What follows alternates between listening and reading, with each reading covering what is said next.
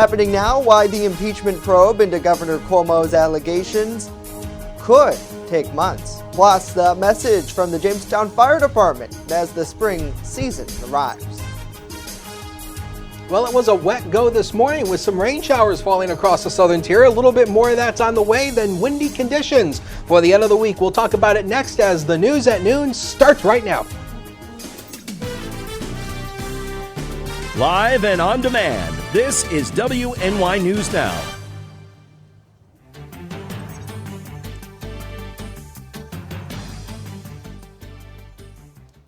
Thanks for joining us for WNY News Now. I'm Justin Gould. We start with the probe into Governor Andrew Cuomo. The New York legislature's impeachment investigation into him could take months. That according to the chair of the Assembly's Judiciary Committee.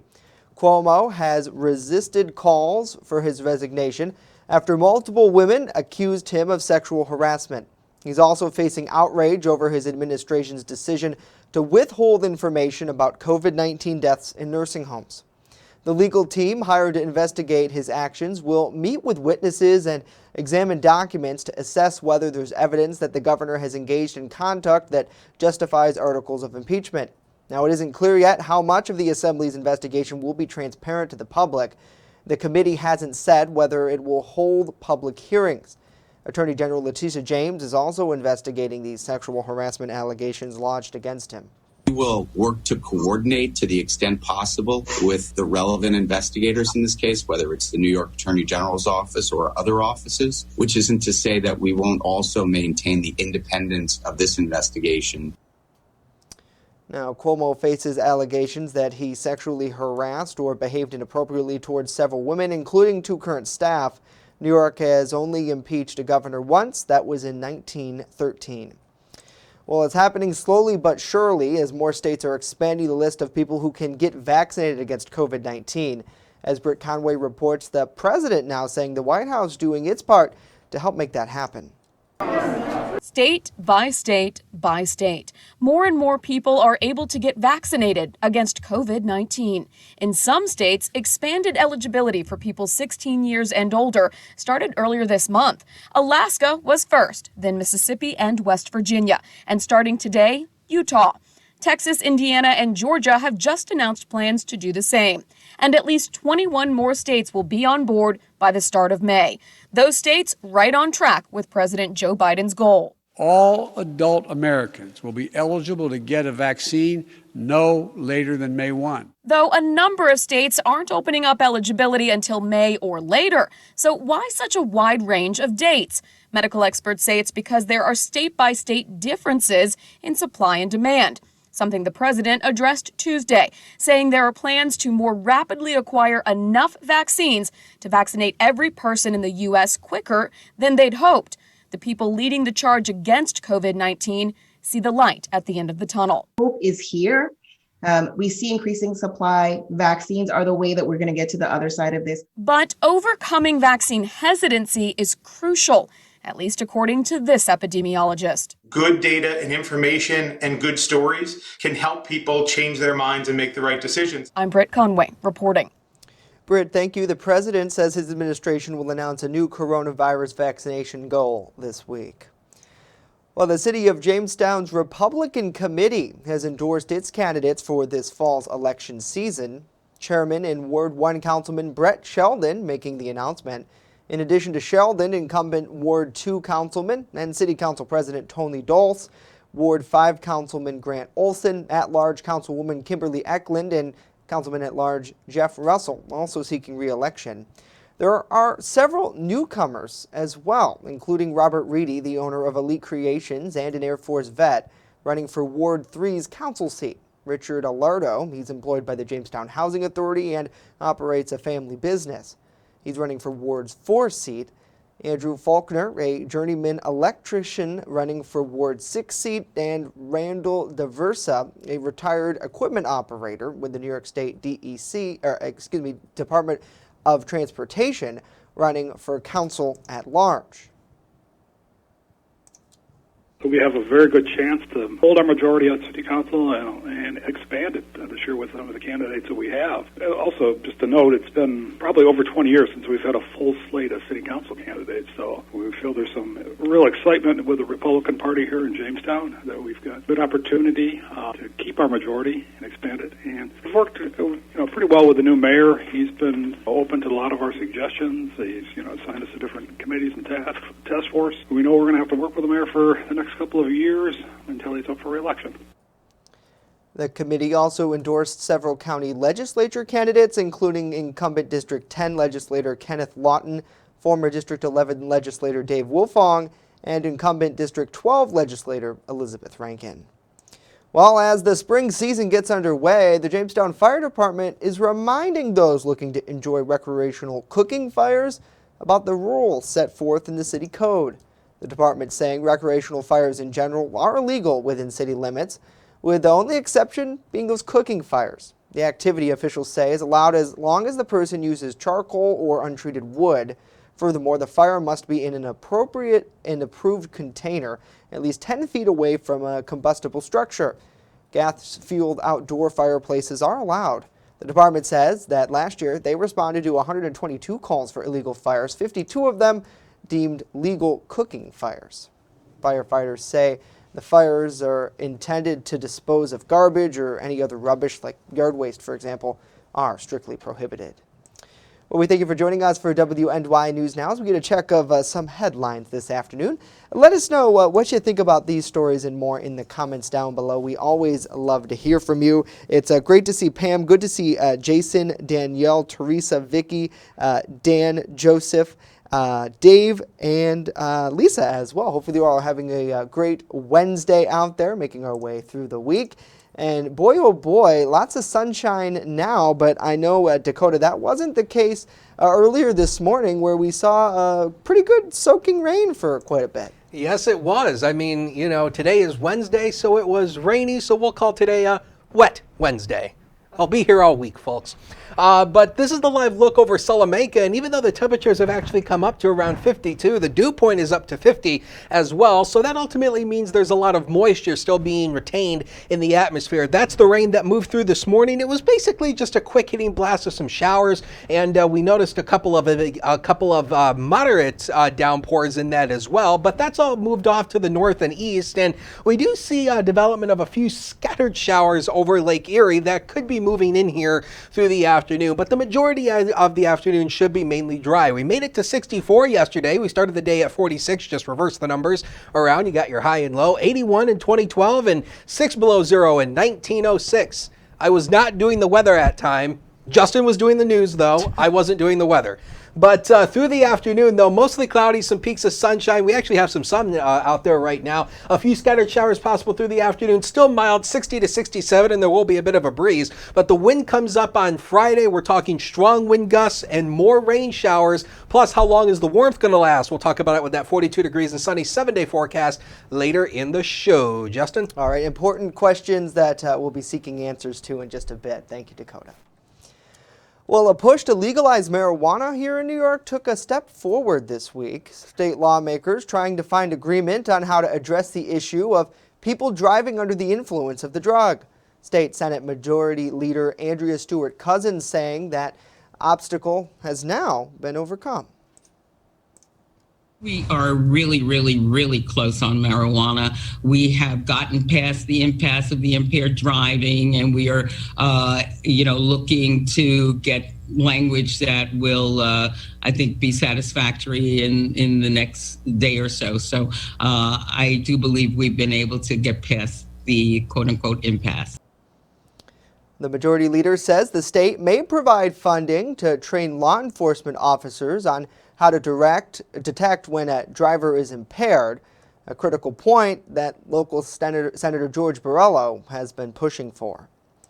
Well, local farmers are now able to apply for new funding made available through a grant that aims to protect farmlands across the state. In total, a record $52.5 million is now available, part of the Farmland Protection Implementation Grant Program. That program works to help farmers across the state protect their land, which might be deemed at risk. For the first time, the program will distribute $5 million to each of the state's 10 economic development regions. This is the highest level of funding offered in the program's 25-year history. Municipalities, county, and soil water conservation districts, as well as land trusts, are also eligible to apply for the money. The grant will help offset the costs of conservation projects that protect valuable agricultural lands from being converted into non-agricultural uses. There is no application deadline, but the applications will be accepted on a rolling basis until all the funds are gone. Next here, a lot more to tell you about. What do we have to do to move forward with getting to what many hope will be life back to normal 1 year after COVID-19 changed our world? Chautauqua County Executive PJ Wendell joins us live next to talk about that and more as WNY News Now continues.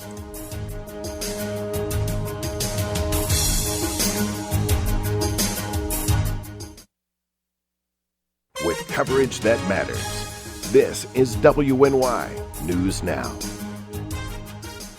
EagleZip.com is your local one-stop shop for all of your home and business computer needs. Located on Fluvan Avenue Extension, just outside of Jamestown, EagleZip.com sells and services all brands of desktops and laptops, as well as servers and network equipment for your business. All new computer sales include transferring your data from your old computer, plus a 2-year warranty. Call EagleZip.com today. Stop by EagleZip.com today and let us make computers easy for you. Honest John's has what you're looking for. When you want it good, we're gonna give you lots more. From freshly made subs to the best of pizza and wings, Honest John's has what you're looking for. And now 2 great locations, East 2nd Street and Fairmount Avenue. Order takeout or delivery today online at honestjohns.pizza. You're gonna get it good at Honest John's. There's an old saying, there's no news in the newsroom. Well, it's true. The time I spend at the anchor desk is just part of my day. Most of our time is spent gathering stories in the community, stories that matter to you. We can't do it alone, and we need your help. When you see breaking news or have a news tip we should know about, drop us a line on Facebook today, email our news desk, or call our newsroom at 488-7226 so we can bring those stories straight back to you. You're watching WNY News Now, where coverage comes first. And welcome back to WNY News Now. Just over a year ago, Chautauqua County Executive PJ Wendell declared a COVID-19 state of emergency as the county prepared to deal with what would become arguably one of the largest public health emergencies it has ever seen. Joining us live to talk more about how far we've come in the past year and where we're going is Executive PJ Wendell. Sir, thank you for your time today. We appreciate it. Well, thanks for having me. First, I want to take some time to really reflect on the past year. It's really been a lot to handle. But first, let's talk about where we're going right now and what's happening now with the vaccination process, which I believe is underway here in Chautauqua County. Last I checked, there are now over 25% of residents vaccinated with at least 1 dose, with thousands expected to get the shot starting just this week. Where are we in that process? Well, we're still moving ahead, Justin, and we just appreciate everybody's efforts to get out and get vaccinated. My team met this morning, and, some people are saying, well, we want to hold out, and we may have heard something from Moderna or Pfizer, and we'd like to get that 1 shot from Johnson & Johnson. We don't know when that 1 shot will become available in large quantities to get out and vaccinate our population. So we're still urging everybody to please, sign up for the vaccination clinics that are out there now. We received a large dose allotment from the state of 2,000 to the county. There have been in other areas, our local FQHC, we have our first private practice who received vaccine. So in total, the county received 3,000 doses to be administered in the next 7 days. Also, we got word today that we will be receiving another 1,000 doses from an allotment that was sent to Allegheny County, as they were not able to get all of them used in the timely manner. So in essence, the county will be taking itself 3,000 vaccines. Those hubs will be up shortly. And along with that, so really in total, 4,000 more people in Chautauqua County will be getting vaccinated. So we are moving along steadily now, and we're excited to see those numbers rise. Yeah, and I know one of the big things is those eligible to get the vaccine. It seems like as we kind of move towards spring, I know President Biden has set the goal of May where he wants it to be available for everyone. Obviously, New York State's health department, if people don't know, are in charge of setting that metric for you and the local county health officials. I know you mentioned earlier before the show that you now are wanting the state to open it up.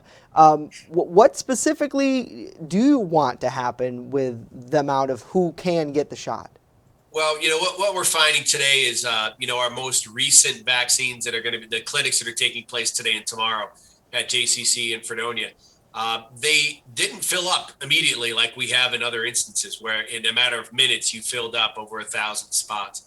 So it did take a little bit longer. And having said that, we're now, people with comorbidities, and out of the, really out of the blue, we found out that we've been added 50 years and over. So I guess I should be happy that I met that metric now of being 50 and qualified. But one of the positions we talked about in our team was to make it available for everyone, because am I qualified, or the private practices, are they're coming online? Is it 50 and comorbidities? Well, no, it's comorbidities of anybody for any age. Instead of the confusion of who is eligible and who's not eligible, we talked today from our team, my health team, from COVID-19, that opened it up for everybody eligible, 18 years of age and over. Sign up, we'll get people vaccinated and, move out. There are some that are still, trying to get those vaccines. And, we are working diligently to get out to those, our homebound populations, those with disabilities we're trying to get to, as well as long as our older population. So we've had a great system with our local FQHC. Our Office for the Aging has been huge. The health department, so many partners in this effort have been really great to work with. And we are working, and we will continue, pushing the vaccine effort to get all of our residents here vaccinated, and hopefully opening, to what we would consider normal. Yeah, and certainly there is that hope where a lot of people think, and believe, and I know it's the really the hope. That's what it comes down to, is that once we get vaccinated, we can reopen fully.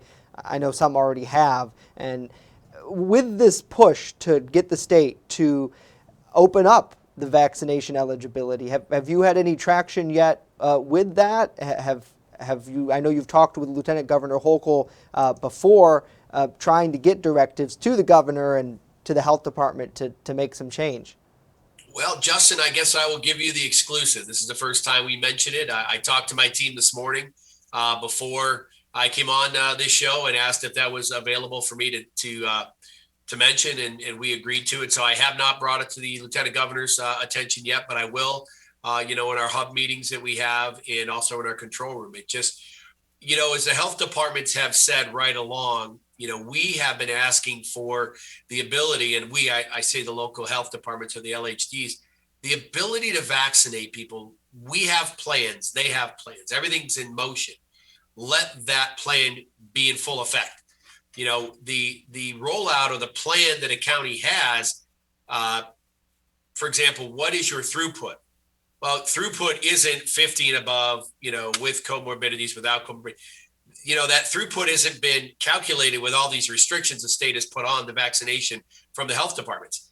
The throughput is, and the plan is for everyone to be eligible. So if you want those plans to work, for example, Allegheny was given a large dose of the vaccine, but they weren't able to get it out. Why? Because it's a finite group of people that they have to vaccinate. If they were open for everybody in Allegheny County, I'm sure they wouldn't have any problem filling those slots. But again, what we're seeing, especially in Allegheny, that, because of the restrictions, even now, as things have opened up, there still are restrictions, and it is hampering the efforts in many communities. So, and we just looked at it as a quick, our sites usually fill up in minutes. This one took several hours to fill, and there's still a few spots available. So having said that, we said, okay, now are we hitting a saturation point? Are we at a point where right now we have a lot of people in these age groups vaccinated? Let's get the whole population eligible. It's going to happen at some point. Why don't we start now and get a plan as the vaccination rolls out? Yeah, and with more people vaccinated, we've seen the state has been lifting restrictions on various venues. I know bars and restaurants still have that curfew in place, but some lawmakers pushing for that to be axed as well. There's still a lot more to be done, I'm sure, on the efforts of reopening and rebounding Chautauqua County. What are you looking to do now, once we get past vaccinations and we head into spring, head into summer? I'm sure vaccine's still going to be a big topic, but a lot of people are ready to return back to life as it was. Correct. And, what we're making sure is that we do this in a safe manner. We're looking at the science, we're looking at the data, making sure that we open up. And once we do, business in Chautauqua County is still going on. Our IDA has been working feverishly behind the scenes. We have job openings throughout Chautauqua County. We have people that are looking for jobs. We need to get those connections made. We need to get people back employed. We need to get things moving here in Chautauqua County. We can't rely on, the stimulus package or an unemployment bonus. We need to get back to work here in Chautauqua County, and we need to make those efforts available to all of our residents. And our IDA has been working feverishly from the very beginning throughout COVID. I just had a talk yesterday. They're continuing their efforts, and we're going to be moving right along and getting back to the business of reopening our county, making our county affordable for residents, and getting involved with moving into the next phase of development here in Chautauqua County. Last week, I wanted to touch on this. We looked back at the early actions within COVID-19's pandemic, and really that mass response, which wasn't just here but worldwide. It included the creation of your special task force to try to get ahead of what was to come. Looking back on it now, what has it been like for you and others who have worked what seems like nonstop now to try to navigate this year? Well, we formed a lot of great friendships. We formed a lot of, working capability, a lot of connections made throughout New York State, in the midst of this, when Pennsylvania was starting to creep up in the number of positive cases. I created the Border County Coalition with, Rockland County, Orange County. So a lot of connections statewide with those counties that border Pennsylvania. And we're still looking at those. The governor mentioned today in his briefing, about, watching our borders. And that's really unique. We are the only county in New York that borders Pennsylvania on two sides. So it brings a unique paradigm to Chautauqua County as we move forward. Our task force itself has been meeting. We just decided today that we will go down to 2 meetings a week, as we've been at 3 now for quite a while as things roll out. But, with technology, we text, we call, as soon as anything pops up and arises. My financial team that I convened early on is still continuing to meet, and, that one will continue indefinitely to make sure that we're watching, because, as the federal money, we're looking at those monies to be utilized in the next 2 years. I think actually almost 3 when you look at, to be used by the end of 2024. So that team will be in place for quite a while, guiding us through the use of that funding as well. So, yeah, we've created a lot of great friendships, a lot of working relationships, but we've also found ways to have the county work more efficiently, more effectively. We're looking at things that we could change in the future, and those are just the possibilities that we see now as a result of COVID. So we're excited to put those things to the test, to get back to working in the county and getting our county businesses open. But, really looking as to what opportunities has COVID provided us. And I think that's, turning a positive into a negative, a negative into a positive, and looking at what we've been dealt with the last year and coming out of this with a lot of growth, a lot of opportunity, and a lot of new ways of doing business and new ways of thinking in many aspects. Yeah, and I think a lot of people feeling that. I know last week, actually at this time, we ran a look back package, and I went through and looked through our video of that Sunday night press conference where you, Christine Schuyler, and several others declared that state of emergency. And in there, you talked about that family unit coming together. And it seems like it went beyond just that. I think our community itself really has come together and we value our relationships that maybe we weren't able to have in person because of COVID and the restrictions. The final question, and we don't have a ton of time left, but I want to ask it. It's a difficult one. I'm sure we all wish we really had a crystal ball to foresee what was coming in the last year. For you, what do you think could have been done differently? You know, Justin, I people have asked that right along. You know, I don't know if we could have done anything different because it did not hit us like it hit other areas. We were able to plan. We were able to prepare. Did we make mistakes? Certainly, but nothing that we could go back and say, I wouldn't have done it that way. We just looked and we could have done this a little better. We could have maybe tweaked this, but, you know, we are very confident in what we have done across the board. You know, we saw little upticks. We got on it. You know, we looked at our funding. We watched our budget. I'm listening to counties now, you know, heavily relying on that federal stimulus to bridge $40 million gaps in budgets. We don't have that.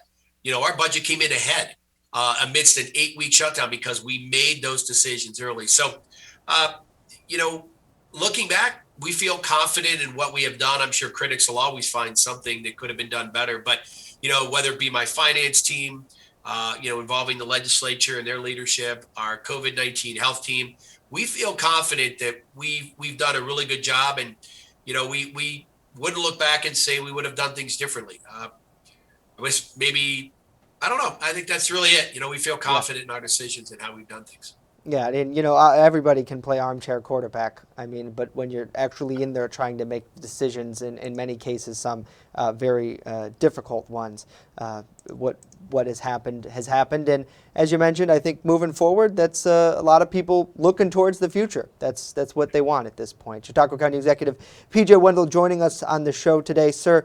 Thank you for your time as always. We appreciate the insight and the exclusive that you're calling on New York State to open up that eligibility to everyone.